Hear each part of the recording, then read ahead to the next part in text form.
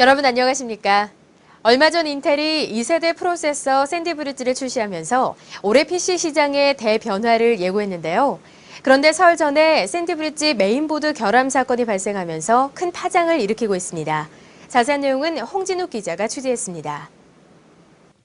인텔의 2세대 코어 프로세서를 탑재할 수 있는 P67과 H67 메인보드에 결함이 있는 것으로 나타나 파장이 일고 있습니다. 이 문제는 메인보드에 장착된 일부 시리얼 ATA 포트에 광학 드라이브와 하드디스크를 꽂았을 경우 속도의 저하가 일어나는 것인데요. 이와 관련 인텔은 칩셋 설계상의 오류라고 공식 발표했습니다. 시리얼 ATA 0번과 1번 포트에 다른 기기를 물려 사용할 경우는 전혀 문제가 없습니다. 하지만 2번부터 5번까지 포트를 사용하게 될 경우 속도가 현저히 떨어지는 현상이 나타나게 됩니다. 만일 하드디스크를 2개 이상 확장해 사용하는 경우라면 이 같은 속도 저하 현상을 경험할 수 있습니다. 이에 인텔은 지난 8일 긴급 기자회견을 열고 이런 현상이 일부 테스트 프로그램을 돌려 부하가 걸렸을 때만 나타나는 것이며 실제 유저들이 일상생활에서 속도 저하를 겪게 되는 경우는 극히 드물 것이라고 밝혔습니다. 또한 인텔은 다른 어느 기업보다 품질에 많은 신경을 쓰는 회사로 재발 방지에 최선을 다할 것이라는 각오를 밝히기도 했습니다. 하지만 메인보드의 리콜 문제에 대해서는 인텔은 칩셋을 공급하는 회사이기 때문에 직접 나서기는 힘들며 메인보드 제조사들의 의견을 존중하겠다고 밝혀 지나치게 소극적인 대응이 아니냐는 빈축을 사기도 했습니다. 또한 메인보드 제조사가 이전 칩셋이 탑재된 메인보드를 유통하는 부분에 대해서는 굳이 막지는 않겠다는 입장을 표명해 비난이 일고 있습니다. 한편 대부분의 메인보드 제조사들은 문제가 되는 메인보드에 대해 교환 및 환불을 해주는 방향으로 대응책을 펴고 있습니다. 노트북 제조사들 역시 해당 메인보드가 탑재된 제품에 한해 리콜을 하겠다고 밝혔습니다. 이번 인텔 메인보드 사건이 신학기를 맞아 업그레이드 붐을 기대하던 PC 시장에 찬물을 끼얹을 것으로 보입니다.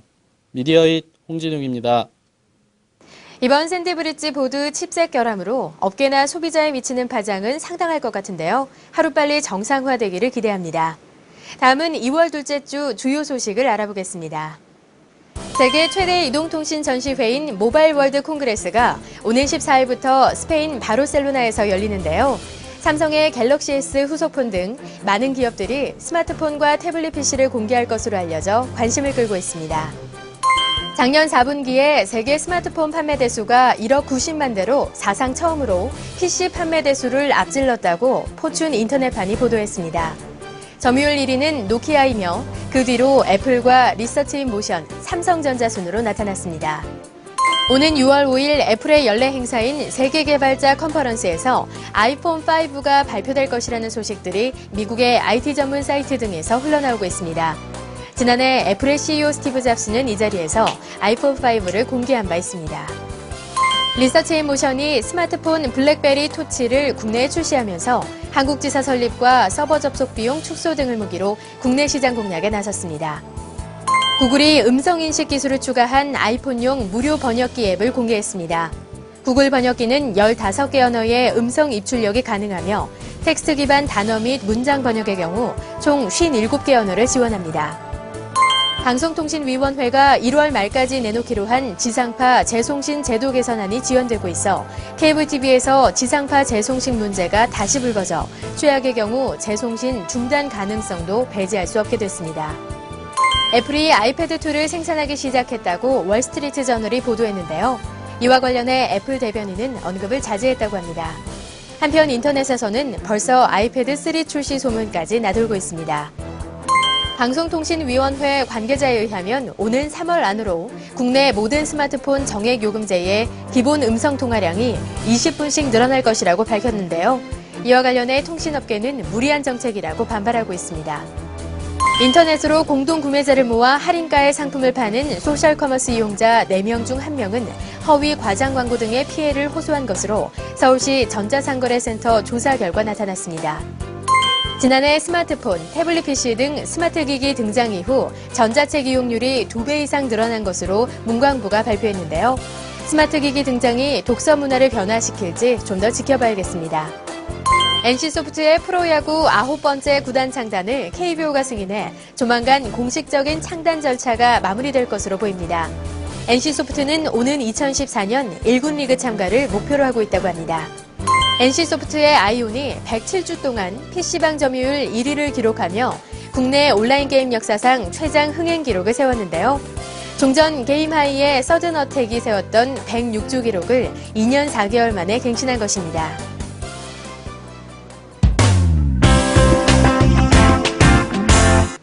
지난 시간에 이어 IT 관련 주요 업체들은 어떤 제품과 서비스로 올 한 해를 계획하고 있는지 대표들에게 직접 들어보는 시간입니다. 오늘은 웨스턴 디지털 코리아와 FSP 스파클텍 그리고 제이시안 시스템을 다녀왔습니다.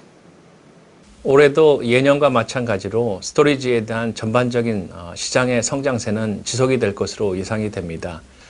그런 시장의 그 기대에 맞추어서 저희 웨스턴 디지털도 다양한 신제품을 선을 보이고 있습니다. 외장형으로는 USB 3.0을 내부 선보였고요.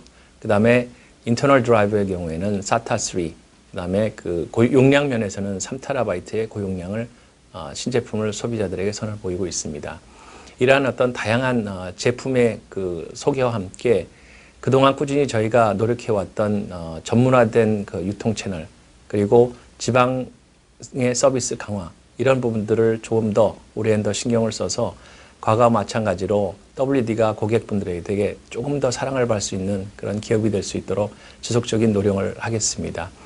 지난해 보내주신 성원에 매우 감사드립니다.